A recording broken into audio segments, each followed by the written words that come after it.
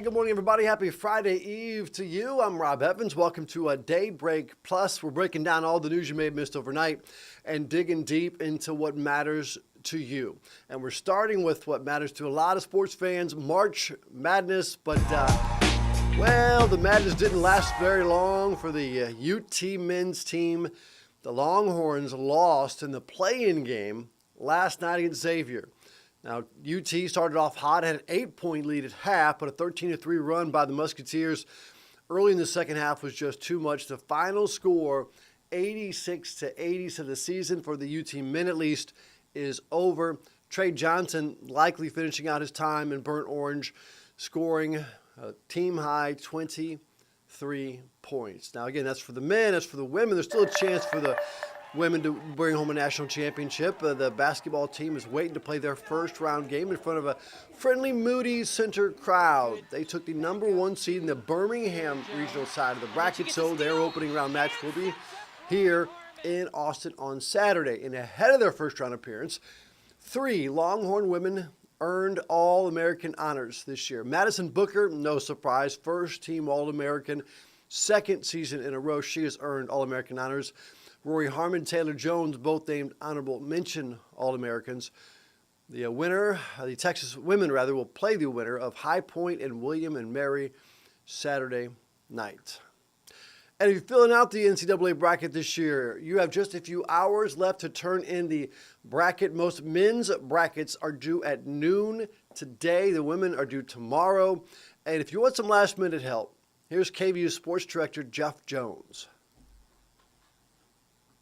It's that special 3-day stretch where every sports fan has the same homework assignment. Fill out one of these, an NCAA March Madness bracket, and while I'm rooting for everyone to do their best with their bracket, I feel a duty to you to take you behind the scenes with me while I fill out mine with some inside tips from some well-connected friends. Come on, let's go.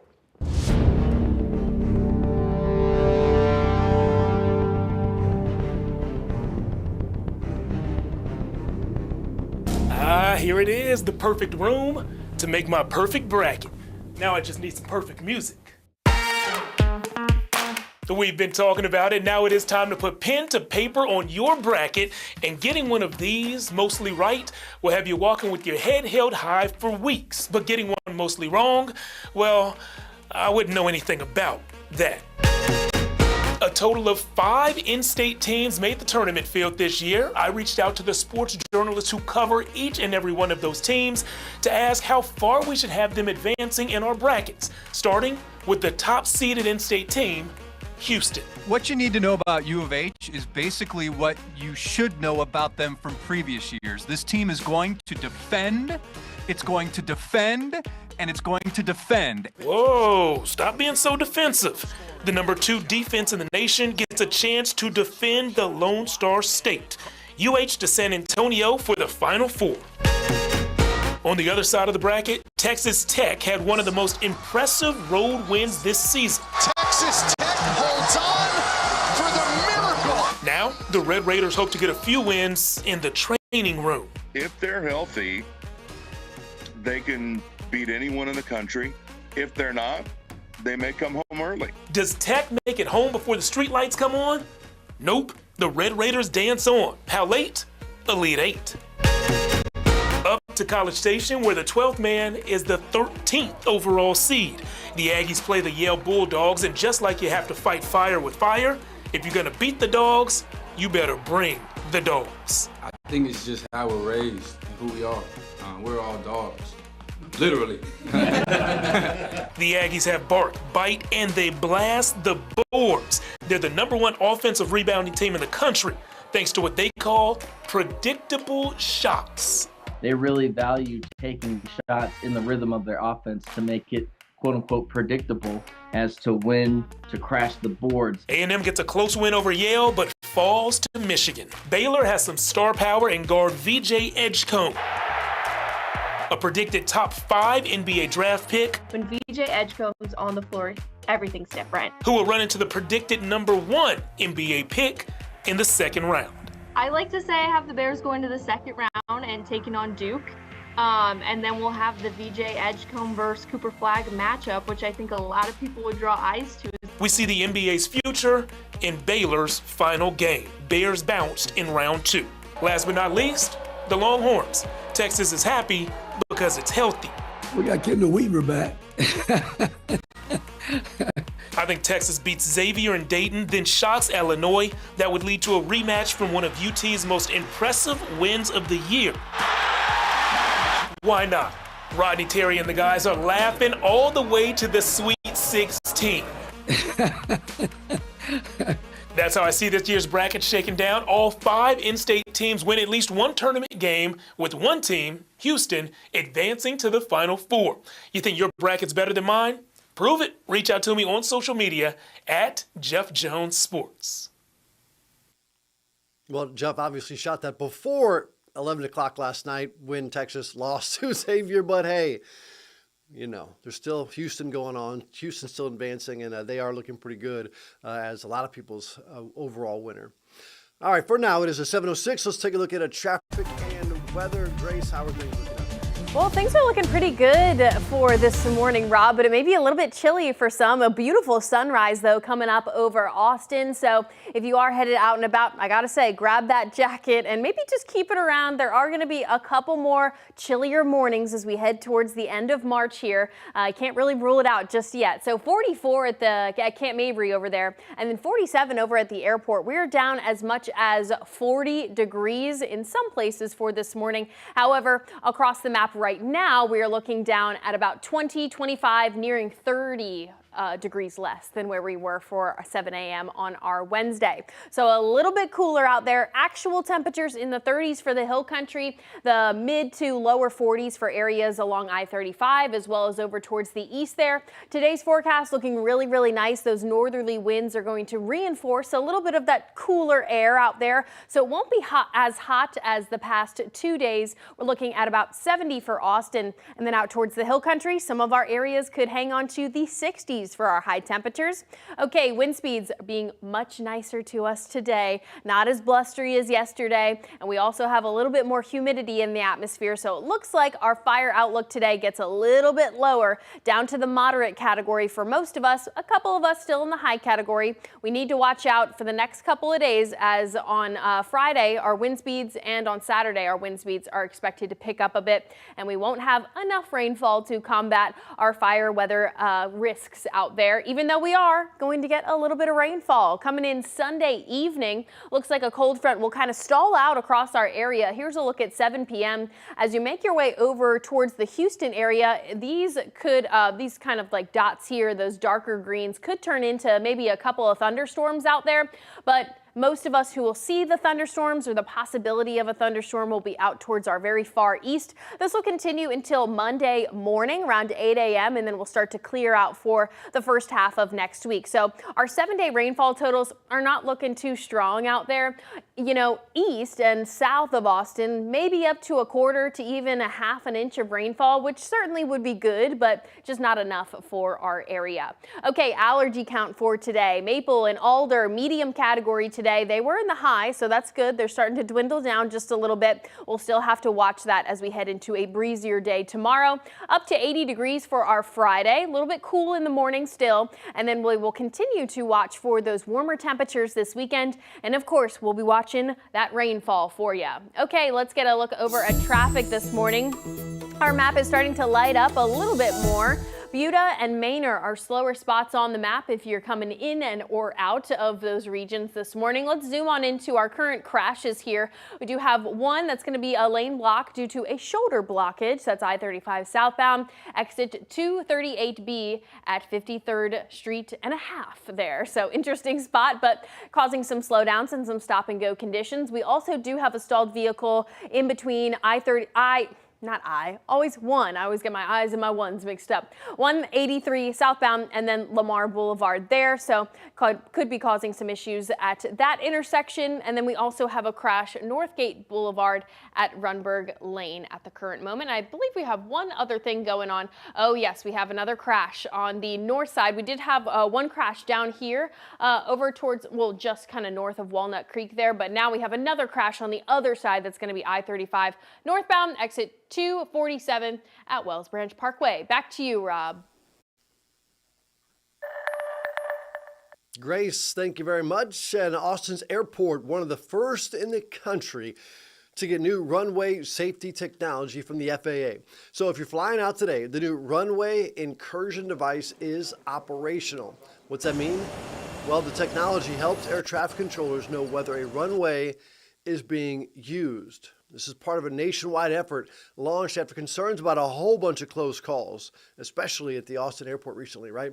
The FAA plans to install devices in nearly 70 other airports by the end of next year. And staying at the airport, Austin city leaders are considering paying out-of-state artists millions of dollars to decorate an expansion to the airport. Now, the proposal is upsetting some local artists who say, wait, you should spend that money here because there's a lot of creative people here.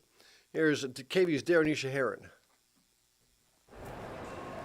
Austin's airport has art on nearly every corner, and more is on the way. Next Thursday, Austin City Council is expected to vote on art contracts for the airport's expansion. I'm concerned. Mayor Pro Tem Vanessa Fuentes will be one of those votes. Right now, the 3 contracts, which add up to $10.6 million, could go to all out-of-state artists chosen by a panel, although some local artists applied as well. You would think that maybe part of that should be allocated towards marketing, like a campaign to let local artists know. Jake Breyer co-founded Austin Art Garage, which only sells local art. I didn't see it, and I own an art gallery. According to an AUS spokesperson, there are 2 art programs here at the airport. One is specifically geared to local artists. The other, Arts in Public Places, is not. These projects are through that program. And right now, 6 of that program's 18 permanent artworks are created by non-local artists. So in my conversations with airport officials, this is just the first phase. And the way that they were laying it out, it was going to be focused on national for the first phase, second phase state artists, and then a third phase local artists. But I believe our local artists should be incorporated to every phase of the expansion program. According to the Economic Development Department spokesperson, it's common for the AIPP program to engage a mix of artists. In a statement they wrote, while some projects may require broader outreach to meet specialized needs, there is always a strong commitment to prioritizing Austin and Texas-based artists whenever possible. I think that the artists in Austin could really use it. Not to mention, those people are part of a group of people that made Austin weird. In Austin, Darenisha Heron, KVUE News. And we got to keep Austin weird, right? All right, Darenisha, thank you much. Well, the measles outbreak in West Texas continues to spread, now infecting 279 people. That's the latest number right there. And while the outbreak has stayed away from Central Texas, it's still raising important questions about prevention and about treatment. And recently, vitamin A has been floated as a treatment for measles. But is that true? Stephen Goen is here to verify. Just last week, newly appointed U.S. Health and Human Services Secretary Robert F. Kennedy Jr. made a television appearance where he claimed in part that doctors have treated measles patients with cod liver oil, which contains high amounts of vitamin A. So, is vitamin A used in measles treatment? Let's verify. Our sources are the World Health Organization, the Centers for Disease Control, Memorial Hermann, and the Baylor College of Medicine. First, according to the World Health Organization, complications are common in malnourished children, especially for those low in vitamin A. So the WHO does recommend vitamin A supplementation primarily to help prevent those complications. According to the CDC, vitamin A may be administered to infants and children with measles under the supervision of a healthcare provider. But CDC officials stress it's no substitute for vaccination. They also warn that overuse of vitamin A can be toxic. Dr. Linda Yancey is an infectious disease specialist with Memorial Hermann. Vitamin A is given to children with vitamin deficiencies in resource-poor settings to somewhat speed recovery from measles. It does not treat measles. It does not prevent measles. Dr. Jill Weatherhead is an associate professor at the Baylor College of Medicine. She says this about vitamin A. It's helping your immune response react to the measles virus, but it is not an antiviral medication. It also helps maintain the mucosal barrier of your lungs and of your intestines, which is damaged because of measles infection. So the claim vitamin A is used in measles treatment needs context. While it can be effective as part of an overall medical care plan, it does not directly fight the measles virus, nor does it prevent infection or do the job of a vaccine. With your Verify, I'm Stephen Goen.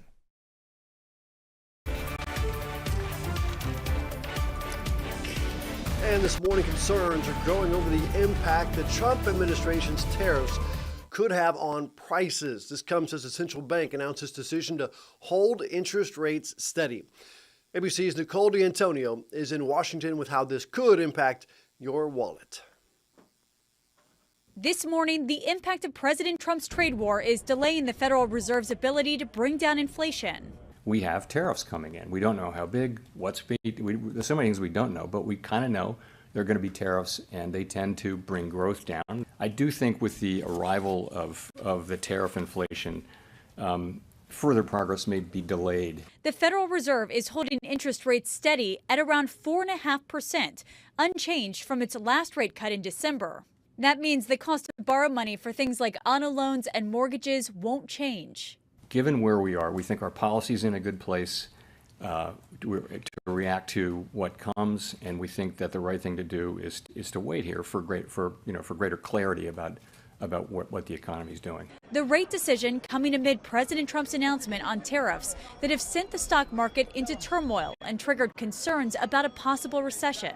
The president promising these tariffs will be good for Americans and the economy in the long term, and says more are coming. On April 2nd, I call it the liberation of America. We've been the fat, dumb, foolish country that allowed everybody to rip us off. When asked if the U.S. would see a recession in 2025, Trump projected confidence, saying the U.S. has the strongest economy in the world. But some are less confident. The tariffs and the changing political atmosphere has just made it extremely disruptive. At a time when we're stressed anyway. When financial advisors tell you, don't worry about it, just hang on. Well, when you're 70 years old, how long do you have to wait? President Trump is pushing to cut rates, posting on social media that the Fed would be better off cutting rates as U.S. tariffs start to transition their way into the economy.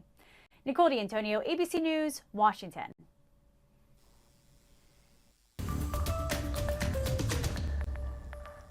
Well, South by Southwest has wrapped up, and we're finally getting a chance to breathe and kind of really take in some of the things that came to Austin, including the premiere of a documentary that some claim could help reveal the biggest story in the history of mankind. That's what people are actually saying right now.